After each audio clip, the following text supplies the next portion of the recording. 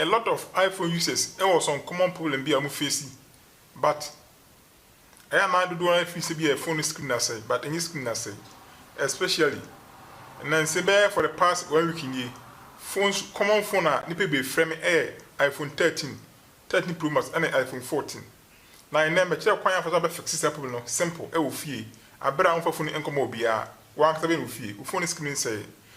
de tinie e bia obeda so na phone no order na phone e adwuma right ba obeda so no na phone ani no so a obeda so no for phone mia so a e ma ani na blank it's even black screen and a blank screen esa o de charge shema uti say o charge shempe availability say phone charge obi fretin ba message ba timi su but phone no hu bibia mpachaw dodo na no repair ba ka bia screen na sen ba the screen say me kire kwan ya fa fix no e wo fie de tini say sa new latest iPhones ya de be nie we phone na be phone no force shutdown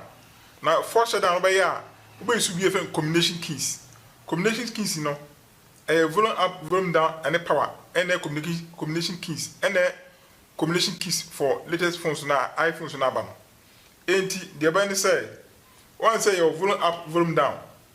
mia volume up so ba ko na mia volume down so ba ko na fe phone say si power key ni so power no phone say so for be 30 seconds to 1 minute we say phone be so na logo no abani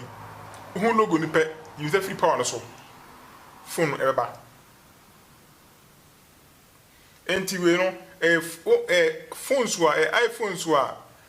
anina blank ya what the church what say wow feel say phone aso but hwe any obi wo ha software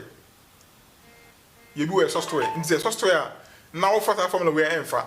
and be so a hardware fault and so say proceed we enfa the say iPhone 5S up to 6 biano and no the same formula enfa and the ben say we use home key no plus the power aha o me mbuma ebe so the net force shutdown and the be and your other phones do on our ben say amma even be massage I was say massage phone no o massage phone na etimi ba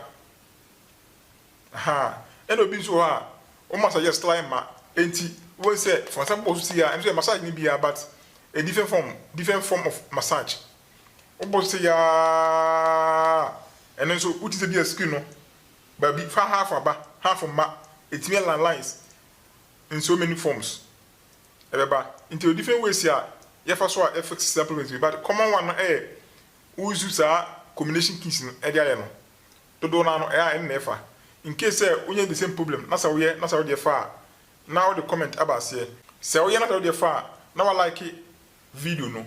in case we na dey amfa na we dislike na we say okay we dey na amfa aha enti edi o hye me afrem ya so waterproof say open more videos about this here follow me all GSM Software Solutions we na kwa website mobileunlocksgh.com afen so no say ba no mobile phone softwares apps BBI de phones bia no o contact ya bi in case be up a credit ID phone unlocking so a it nton bi afen so o box no I spy activity to and so activity box no bi o to the online untimi nto but to ma to ama no software bia no o contact ya etin no e pa ma de eni so no na da pa e beto na de ama sanete indi follow me before I friend my friend in time bia me WhatsApp number na wase no WhatsApp me a bibian afen so onzo yo bia apo sua phone repair so a eno so ye kire